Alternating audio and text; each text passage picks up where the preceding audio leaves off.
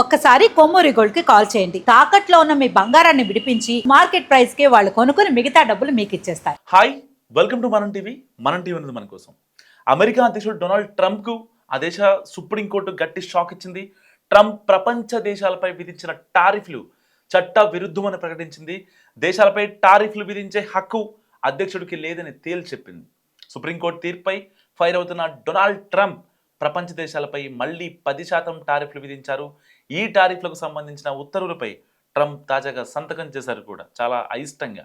10% టారిఫ్లు వెంటనే అమల్లోకి వస్తాయని ఆయన ప్రకటించారు. ఈ మేరకు తన సొంత సోషల్ మీడియా ట్రూత్లో ట్రంప్ పోస్ట్ చేశారు. సిగ్గుండాలి, రెచ్చిపోయారు ట్రంప్. సో సుప్రీంకోర్టు తీర్పు ఇచ్చిన న్యాయమూర్తులపై డొనాల్డ్ ట్రంప్ మండిపడ్డారు. ప్రపంచ దేశాలకు అత్యంత ఆమోదయోగ్యమైన రీతిలో తాము విధించిన టారిఫ్లను సుప్రీంకోర్టులోని కొందరు జడ్జిలు వ్యతిరేకించారంటూ ఆయన ట్వీట్ చేశారు. ఈ తీర్పునకు వారు సిగ్గుపడాలంటూ కూడా ఆయన హేయమైన చర్యగా మాట్లాడారు. ఇది చాలా హాస్యాస్పదమైన తీరుగా కూడా వర్ణించారు ట్రంప్. సో టారిఫ్లకు సంబంధించి సర్దుబాటు ప్రక్రియ కూడా ఇప్పటికే ప్రారంభించారు. గతంలో టారిఫ్ల కంటే మరింత ఎక్కువ వసూలు చేసేందుకు చర్యలు తీసుకుంటామని ట్రంప్ హెచ్చరించారు.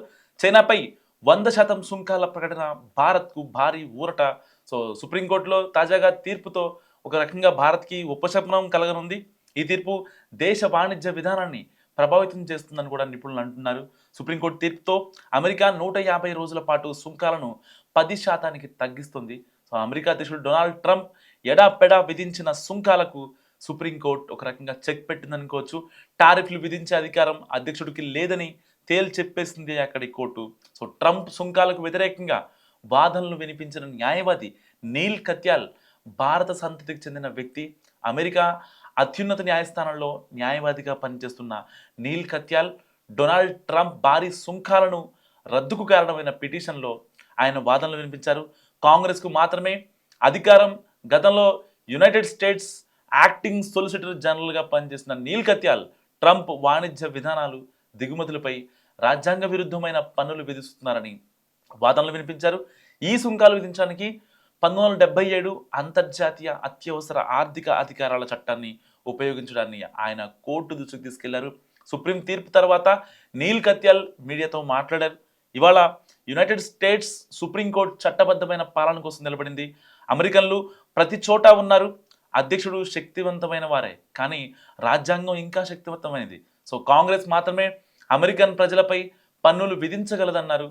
సో ఈ కేసును అమెరికన్ వ్యాపారస్తులు దాఖలు చేయగా లిబర్టీ జస్టిస్ సెంటర్ మద్దతిచ్చింది. వాణిజ్య లోటును జాతీయ అత్యవసర పరిస్థితులుగా పేర్కొంటూ జాతీయ భద్రత, ఆర్థిక పరిస్థితి కోసం సుంకాలు విధించడాన్ని ట్రంప్ సమర్థించారు. నీల్ కత్యాల్ సుప్రీం తీర్పును రాజ్యాంగపరమైన మైలురాయిగా చెప్పారు.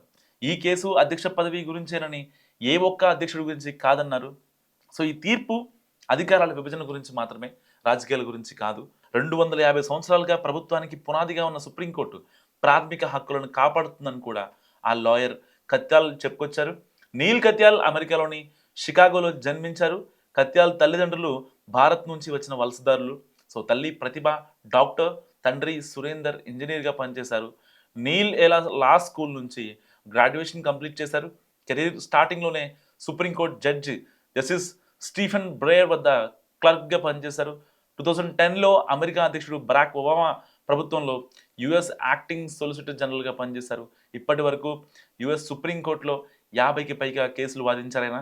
గతంలో పలుసార్లు ట్రంప్ విధానాలకు వ్యతిరేకంగా నీల్ కోర్టులో వాదనలు వినిపించారు. 2017లో ట్రంప్ తొలి ప్రభుత్వంలో కొన్ని దేశాలపై విధించిన ట్రావెల్ ఆంక్షలకు వ్యతిరేకంగా కూడా నీల్ కత్యాల్ వాదనలు వినిపించారు. So Neal Katyal impeach the case against Donald Trump అనే పుస్తకాన్ని కూడా ఆయన రాశారు. సో నీల్ కత్యాల్ నిజంగా మన భారతదేశానికి సంతతికి చెందిన వ్యక్తి కావడం మనందరి అదృష్టం. సో మీరేమనుకుంటున్నారు అతని గురించి? మస్ట్గా కామెంట్ చేయండి.